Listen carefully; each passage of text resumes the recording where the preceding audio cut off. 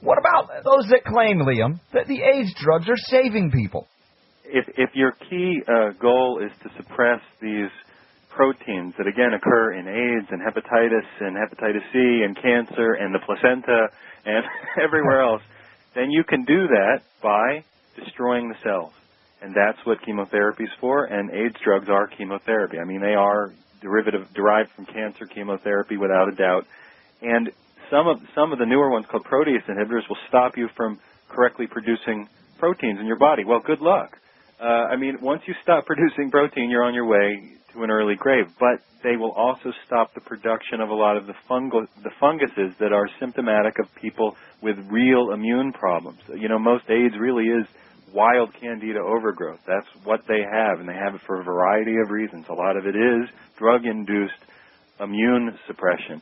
So AIDS drugs work to kill the cells, and when you kill the cells, you can end up with a lower so-called viral load. But again, these little particles they look and act across so many immune diseases, and maybe all diseases. Nobody has really bothered to do a great, long, wide look at this. So this is new stuff.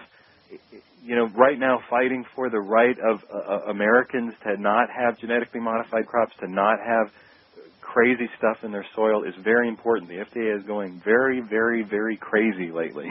Oh, yeah, as they have been for a while. And, Chris, you know the whole history, as we've discussed here on the Robert Scott Bell Show. But again, the things that are coming out, I mean, scientists should be embarrassed that they would hold this concept that HIV does really anything except is the result of what we've seen, selenium deficiencies and other toxic exposures. Well, the University of Miami just 3 years ago had a study with several hundred AIDS patients that were considered worse. They had much lower immune systems. They gave them just 200 micrograms of selenium daily and noted a dramatic increase in the immune system and the good sections of the immune system, good operations. Health-giving CD4 immune system cells increased dramatically. And they even recommended that you needed to seek out better forms of selenium for better results. So they noticed a difference in this study between the different types of selenium as well. So, and that's just a few years ago. And one of the co-authors 10 years ago, this takes us back to the 90s, had noted a connection to selenium and longevity in AIDS patients. The lower the selenium level, the shorter the lifespan. The greater the selenium level, the longer they live. So this information has been available and just overlooked or ignored for, going back to the 90s at the very least. Liam, how's this fitting into all the things you're uncovering now as well? Well, this is it. And I'm not advocating that people go out and take selenium pills. I mean, selenium is something you take in, micrograms, not even milligrams, and it's best, I think, in an organic food source. So don't go and chew on horse-sized selenium pills; it'll probably kill you. But the point is to have it in as part of nutrients. It's where is it found? It's found in whole wheat. What do we do in this country? We strip mine our grains. We just strip off the outside.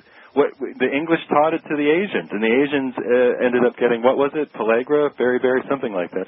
Terrible, terrible diseases because they strip mined the selenium and the micronutrients off of the surface of grains. What do we expect is going to happen to us as a society after the industrial food revolution when we do this all the time? And, Chris, you've also uncovered whole food sources so we don't have to take these synthetic varieties and these isolates of selenium that could be problematic.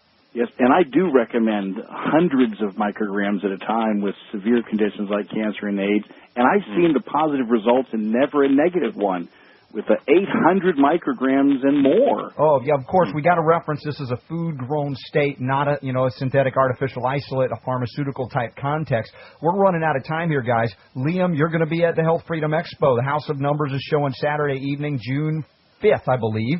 And you'll be there helping me with the panel discussion. You'll be there also on the Sunday following to talk to people, meet them. Also, Christopher Barr, you'll be speaking after me on Sunday afternoon on You Don't Have to Diabetes.